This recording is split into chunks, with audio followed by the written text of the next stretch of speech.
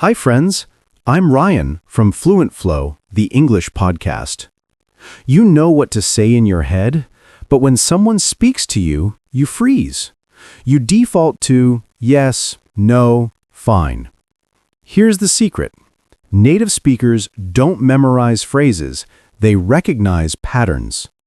Today, I'm breaking down 100 small talk moments to show you the hidden structure behind every conversation.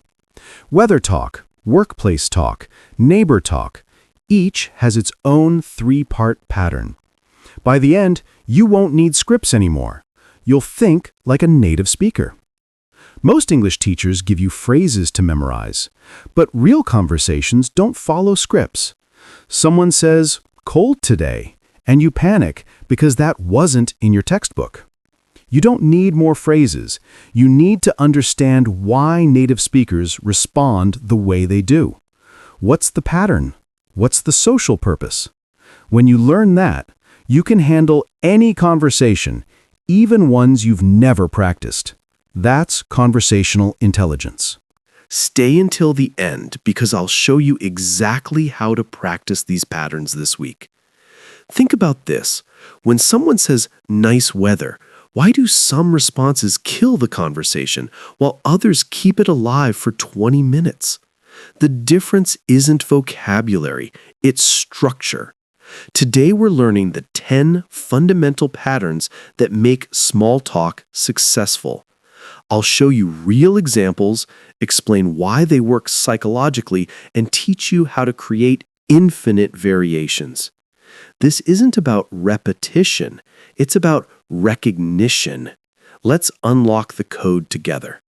Weather talk isn't about weather, it's about establishing common ground. Most people treat it as a literal topic, but that's the mistake.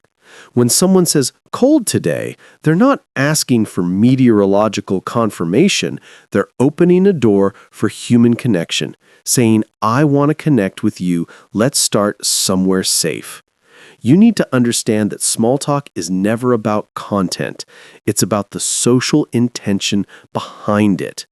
Here's the three-part pattern every native speaker uses instinctively. Validate the other person's observation to build rapport, add one personal detail that humanizes you, and redirect with a soft question that keeps energy flowing. Think of it like a basketball pass. You receive the ball, add your touch, and pass it back. Someone says, cold today. Bad response. Yes. Good response. Freezing. I should have grabbed my heavy coat. Are you heading out or just coming in? See the structure? Stay until the end because I'll show you exactly how to practice these patterns this week. Think about this. When someone says nice weather, why do some responses kill the conversation while others keep it alive for 20 minutes? The difference isn't vocabulary, it's structure. Today we're learning the 10 fundamental patterns that make small talk successful. I'll show you real examples, explain why they work psychologically, and teach you how to create infinite variations. This isn't about repetition, it's about recognition. Let's unlock the code together. Weather talk isn't about weather, it's about establishing common ground. Most people treat it as a literal topic, but that's the mistake. When someone says cold today, they're not asking for meteorological confirmation, they're opening a door for human connection, saying, I want to connect with you, let's start somewhere safe. You need to understand that small talk is never about content, it's about the social intention behind it. Here's the three-part pattern every native speaker uses instinctively. Validate the other person's observation to build rapport, add one personal detail that humanizes you, and redirect with a soft question that keeps energy flowing. Think of it like a basketball pass. You receive the ball, add your touch, and pass it back. Someone says, cold today. Bad response. Yes. Good response. Freezing. I should have grabbed my heavy coat. Are you heading out or just coming in? See the structure? The pattern is simple but powerful. Acknowledge their statement, relate through shared experience, and use we language to build connection. When someone says, busy day, most people respond with, yes, very busy, which is a dead end. Instead, try, absolutely. Feels like we're all drowning in deadlines this week. How's your project timeline looking? See the shift? You're not just answering, you're creating alliance. The we language is critical in workplace environments because it signals, I'm not competing with you, I'm alongside you. Notice how we're all drowning creates instant camaraderie versus I'm drowning, which sounds like complaining. Then you acknowledge shared struggle without negativity and finish with a question that shows genuine interest in their work. This pattern transforms awkward exchanges into career-building moments because people remember who made them feel understood and supported. Here are 10 workplace situations where this pattern works.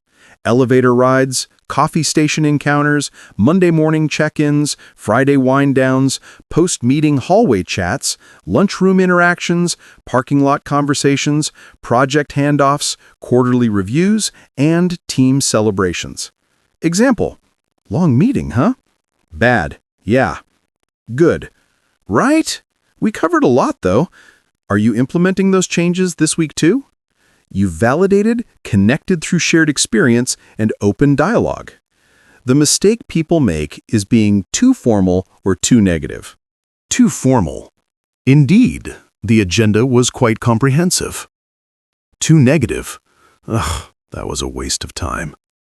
The sweet spot is authentic acknowledgement, plus team framing, plus collaborative curiosity. That was intense. We've got our work cut out for us. Which part are you tackling first? That's how you build workplace relationships that matter. You're showing respect for their experience while positioning yourself as a collaborator, not a competitor. Here's your workplace test. This week, use the 3-part structure in 5 different interactions. Acknowledge what they said, relate it to shared team experience using we language, then ask about their specific situation with genuine interest. You'll notice people open up more, remember your name, and start seeking you out for conversations. That's because you're not doing small talk, you're building professional alliance. And in the workplace, that's everything. You've just learned how native speakers create networks without networking. In public, people guard their space. Your pattern must respect that invisible boundary while still being friendly. Give or seek permission clearly. Show appreciation for their consideration, and make a neutral observation that invites optional engagement. At a cafe, someone asks about a seat. Bad response, it's free. Good response, yes, please take it. This place gets so packed. Have you been here before? You've been helpful, friendly, but not invasive. That's the balance public spaces require. The permission step is non-negotiable in public settings because you're dealing with strangers who haven't invited interaction. Yes, please take it is clear permission with warmth. This place gets so packed is appreciation disguised as neutral observation. You're acknowledging the shared challenge of finding space. Have you been here before? Gives them an easy exit or an easy entry point. If they want to chat, they'll tell you about their experience. If not, they'll say no and sit down. Either way, you've been respectful and kind. Here are 10 public scenarios where this pattern transforms interactions. Coffee shops, libraries, public transportation, waiting rooms, parks, grocery store lines, gym equipment, movie theaters, concerts, and sporting events. Example, at the gym, someone's waiting for equipment. Bad, ignore them. Good, I've got 2 more sets, probably 5 minutes if that works. This machine's always busy at this hour. Do you usually come in the mornings? Permission given, appreciation shown, optional conversation opened. The beauty of this pattern is it works whether people engage or not. You're never pushy because you've built in respect from the start. I've got 2 more sets, probably 5 minutes, is transparent permission. This machine's always busy at this hour, shows you understand the shared frustration. Do you usually come in the mornings? Is light curiosity, not interrogation. If they answer with one word, you smile and finish your sets.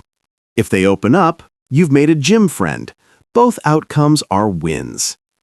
Here's your public space test. This week, practice this pattern 3 times in different public settings.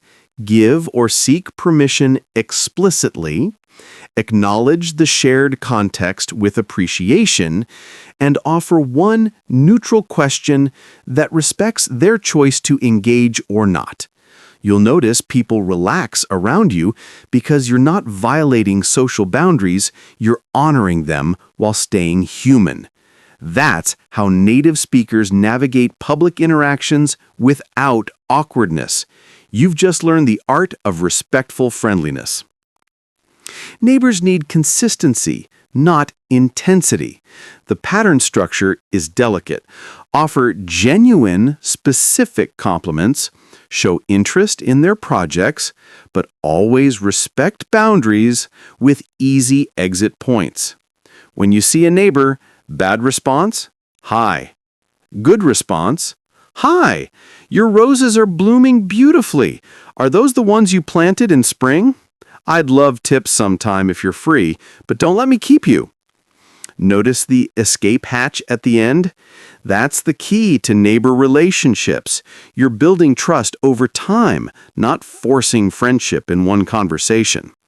This specific compliment matters because generic praise feels empty. Your garden looks nice versus your roses are blooming beautifully. The second shows you actually noticed and care. Then, are those the ones you planted in spring? Demonstrates you've been paying attention over time, which signals you're a good neighbor who notices things. Finally, I'd love tips sometime if you're free, but don't let me keep you, gives them control. They can engage now, defer to later, or politely decline. You've shown warmth without pressure. Here are 10 neighbor situations where this pattern builds long-term trust. Driveway encounters, mailbox meetings, yard work overlaps, taking out trash, weekend mornings, package deliveries, seasonal decorating, pet walking, car washing, and garage sales. Example, neighbor washing car. Bad, wave and walk away. Good. That car always looks showroom ready. Do you detail it yourself or have a secret spot? I'm heading in but wanted to say hi. Specific compliment, genuine interest, clear exit. They control how long the conversation lasts. The magic is in the boundary respect because neighbors are permanent fixtures in your environment. Intensity scares people when they know they'll see you constantly. I'm heading in, but wanted to say hi, or don't let me keep you, signals you respect their time and space. This makes them more likely to engage deeply in future conversations because they trust you won't trap them. You're showing social intelligence, understanding that neighbor relationships are marathons, not sprints. Consistency beats intensity every single time. Here's your neighbor test. This week, use the 3-part structure with 2 different neighbors. Offer one specific, genuine compliment about something you've noticed. Ask one question that shows ongoing awareness of their life or projects, and include a clear exit phrase that gives them control. You'll notice they start initiating conversations with you because you've proven you're friendly without being needy. That's how native speakers build neighborhood community. You've just learned the art of proximity friendship. At parties, everyone wants to belong. Your pattern helps people feel included. Find the connection map. How do people relate? Share micro stories, not facts, then hand off the conversation. Someone says, "How do you know Sarah?" Bad response, "We work together." Good response, "We actually met at a conference last year and bonded over terrible hotel coffee. She's amazing. How did you two connect?" You've told a story, showed personality, and passed the ball. This makes you memorable while keeping the conversation flowing. The connection map is crucial at social events because everyone's trying to figure out where they fit. When you say, "We met at a conference," you're giving context. But when you add, "bonded over terrible hotel coffee," you're giving character. People remember stories, not facts. The micro-story format, quick, relatable, slightly funny, shows you're someone worth talking to. Then, "How did you two connect?" hands the conversation back. You're not dominating, you're facilitating. That's what makes you the person everyone wants to talk to. Here are 10 social event scenarios where this pattern makes you memorable. Wedding receptions, birthday parties, networking events, dinner parties, holiday gatherings, work celebrations, housewarming parties, graduation parties, engagement parties, and reunion events. Example at a networking event. What brings you here? Bad. Business networking. Good. I heard the speaker last year and got obsessed with her work. Finally convinced my boss to sponsor me this time. Are you here for a specific session or just exploring? Story plus handoff equals connection. The handoff is what separates good conversationalists from great ones. After your micro-story, you must give them space to share theirs. How did you two connect? Or, "Are you here for a specific session?" shows you're genuinely interested in their story, not just waiting for your turn to talk. This creates reciprocal storytelling, which is how real friendships form. People leave thinking, "I had such a great conversation," when really, you just knew when to listen. That's the secret. Great conversation is 40% your story, 60% facilitating theirs. Here's your social event test. At your next gathering, use this pattern with 3 different people. Share one micro-story that reveals something relatable about you. Not a resume, a moment. Then immediately hand off with a genuine question about their connection or experience. You'll notice people light up, laugh, and later seek you out again. That's because you made them feel interesting, which is the greatest gift you can give at a party. You've just learned how native speakers work a room without being exhausting. Retail spaces have 2 conversation types, with staff and with other customers. The pattern shifts depending on who you're talking to. For staff, lead with empathy for their work. For customers, build instant camaraderie through shared experience. Always close with appreciation. Example with barista. Bad. "Coffee, please?" Good. "Hi. You guys look slammed today. I'll have a cappuccino when you get a chance. No rush." With another customer in line. "This line is wild, right? At least the coffee's worth it." 2 patterns, same principle.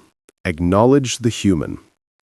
The staff empathy pattern works because service workers deal with demanding customers all day.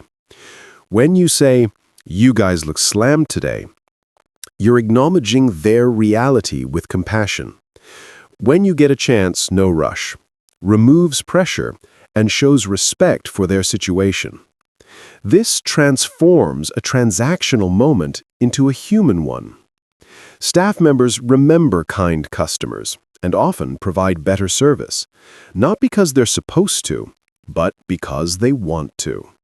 You've made their day slightly better, and humans naturally reciprocate kindness. The customer camaraderie pattern creates instant connection through shared frustration or anticipation. "This line is wild, right? At least the coffee's worth it." At least the coffee's worth it. Reframes the wait positively and invites agreement.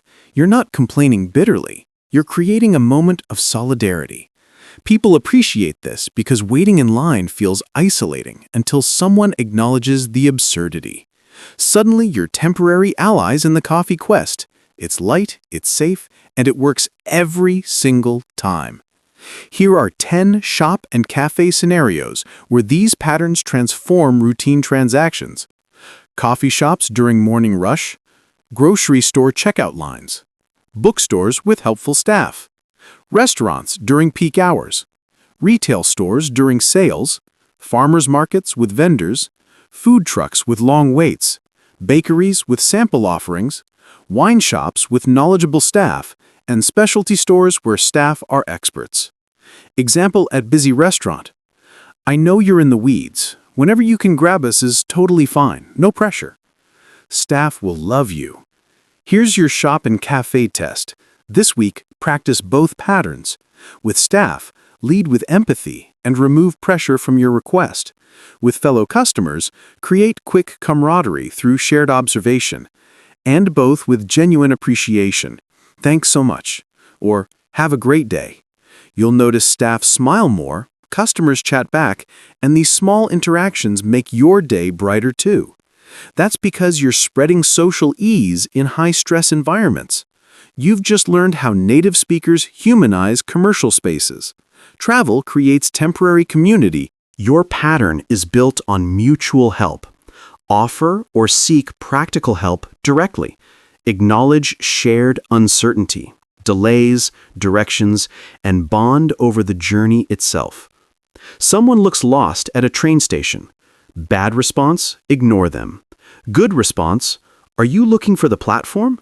I'm headed to track 5 if that helps. This station's confusing. You've helped, related, and opened dialogue. Travel anxiety drops when someone acknowledges the shared experience and offers tangible assistance without making it feel like charity. The practical help component is crucial because travelers are often stressed, disoriented, or running late. When you say, I'm headed to track 5 if that helps, you're offering concrete assistance without forcing it. This station's confusing, validates their struggle, and admits you're also navigating the same challenge. This removes the power dynamic of helper versus helpless and creates peer-to-peer solidarity. You're both just humans trying to get somewhere, and that shared vulnerability builds instant connection. Here are 10 travel situations where this pattern turns strangers into temporary allies. Airport security lines, train station platforms, bus stops in foreign cities, airport gate delays, lost luggage counters, hotel check-in lobbies, taxi queues, tourist information centers, ferry terminals, and rideshare waiting areas. Example at airport gate delay. Did they say how long the delay is? I missed the announcement.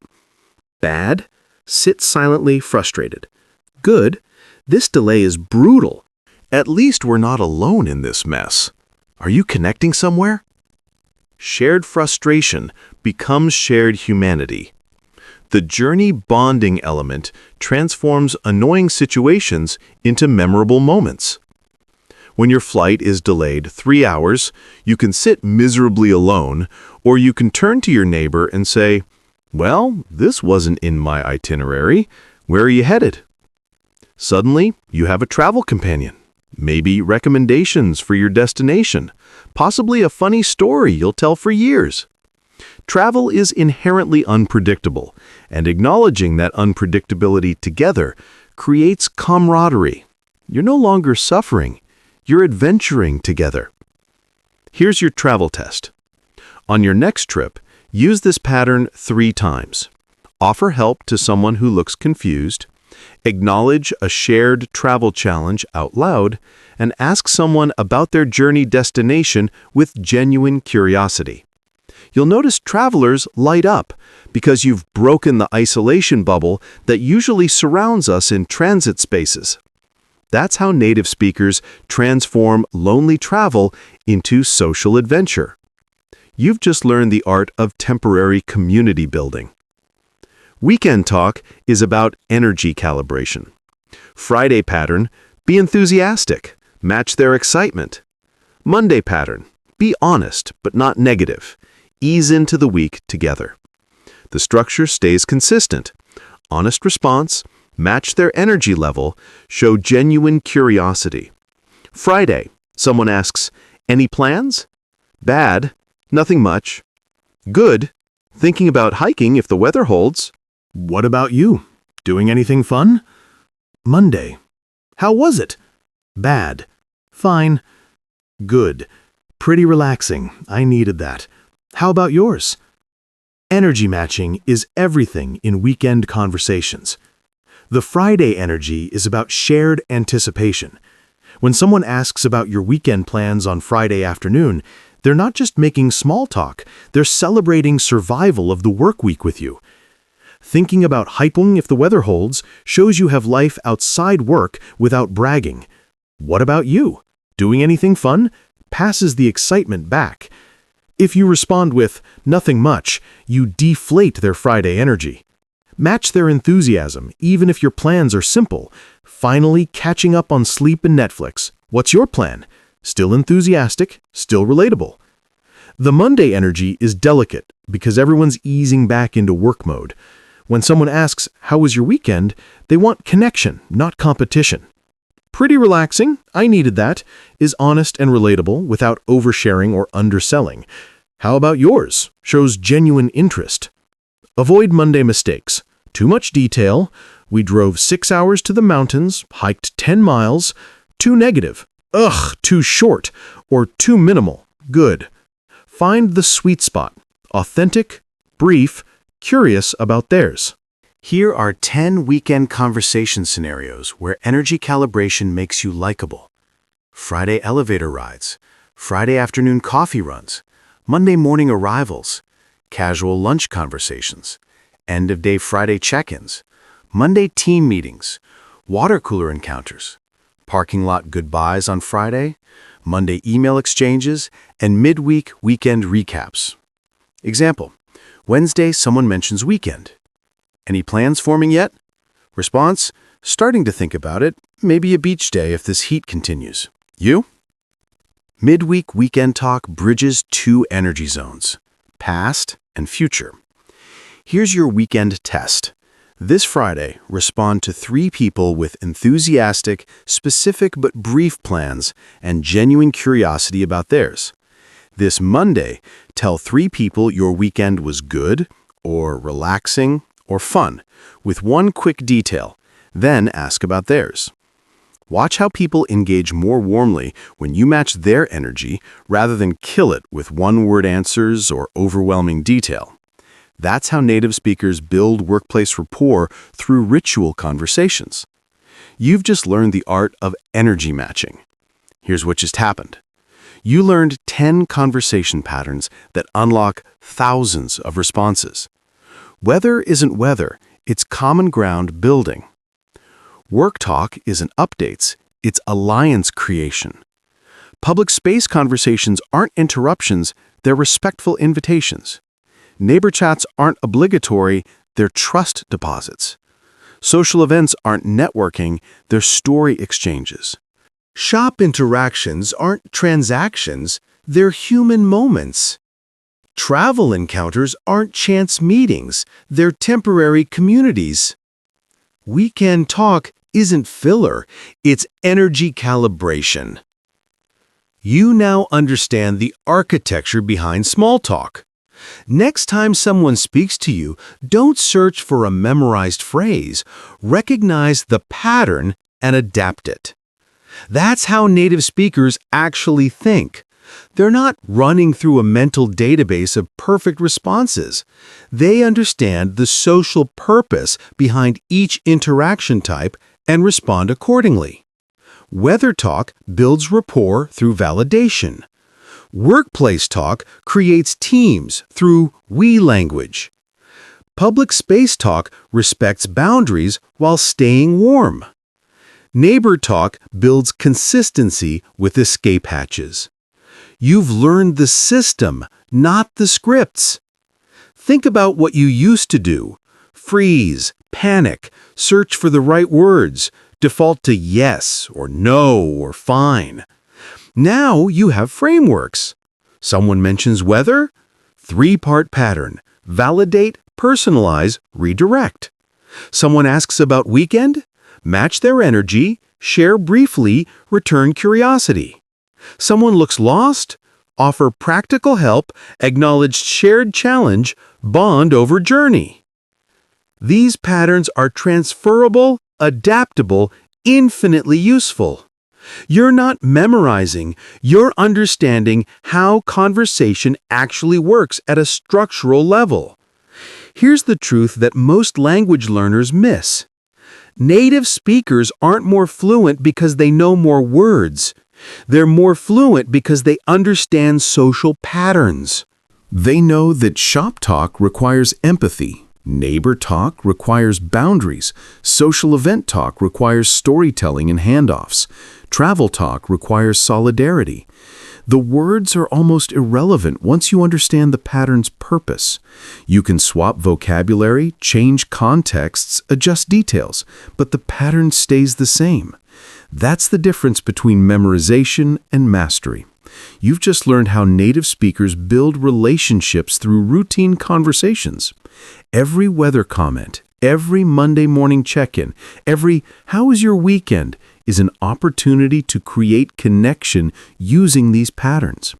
Practice them consciously for 2 weeks and they'll become automatic. You'll stop translating in your head and start thinking in conversation patterns. That's when you'll realize you're not learning English anymore, you're living it. Welcome to Conversational Intelligence. If this changed how you think about conversation, hit subscribe. You'll get one lesson like this every day. Patterns, not phrases. Now, you understand English, but when you try to speak, the words get stuck. Sound familiar? Click the video on your screen right now and fix that in just 10 minutes. I'll show you the NIA method. Notice the strong word, imitate the rhythm, adjust one tiny thing. You'll practice lines like, "I like this place," "ship," "sheep," and "could you help me?" By minute 3, you'll feel your voice relax. By the end, you'll hear the difference. No grammar, no stress, just real progress you can feel. Tap now and start speaking with confidence.